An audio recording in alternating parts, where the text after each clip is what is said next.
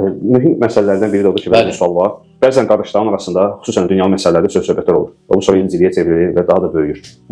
Sual odur ki, belə söz-söhbətin səbəbi nədir və bəs bunun həlli nədir? Elhamdülillah, bilirsiniz, səbəblər var, şək yoxdur.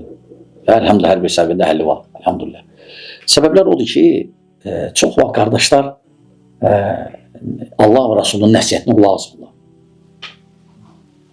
Allah nə deyir? İn cəəkum fəsiqin binəbə fətəbəyyənu. Yəni, sizə bir fasik gəlib bir xəbər verirsə, ona aydınlaşın. Və bir qiraətə fətəsəbbətu. Yəni, dəqiqləşdirin. Dəqiqləşdirin. Birinci xəbər gələndə, birinci tələsmək lazımdır. Dəqiqləşdirmək lazımdır. Yaxşı, dəqiqləşdirməyi necə? Dəqiqləşdirməyi adamın özündən soruşun. Və ya soruşmaq istəmirsənsə, o demək deyil, mən soruşmadım, danışım. Yox, danışma. Çünki Peyğəmbər sallallahu əleyhi və səlləm bizə tövsiyə edib ki, min husnil islamil mar tərku ma la yani. İslamın gözəlliyindən odur ki, kişi üçün, ümumiyyətlə şəxs üçün ona aid olmayan məsələlərə girişməyə. Amma sənə aid deyil axı.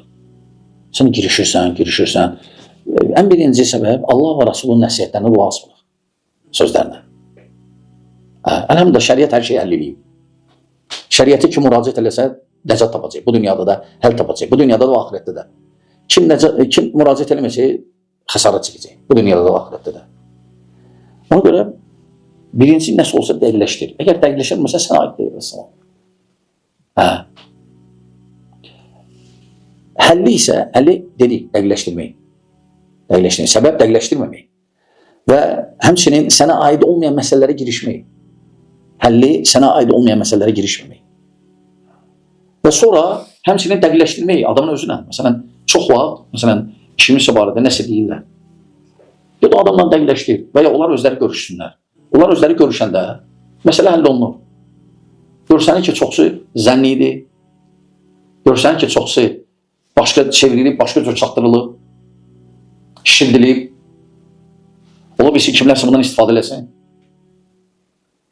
Və nəticədə nə olur? Cəmaat bölünür. Belə artıq söz-söhbət çoxalır. Fitnə düşür, şeytan qapıları açılır. Ona görə tövsiyə nədir qardaşlara? Birinci, bir şey işləndə dəqiqləşdirsinlər. İkinci, onlara aid olmayan məsələlərə girişməsinlər. İndi biri deyir ki, mən dəqiqləşdirmirəm, ona görə mən gecə-gündüz danışacağam. Öyle deyil axı. Sən dəqiqləşdirmirsən, dəqiqləşdirmirsən, otur yerində, öz işinlə məşğul ol. Belə eləsək, inşallah fitnə azalacaq, söz-söhbət də azalacaq. Aydındır? Aydın. Allah sizə bərəkət versin.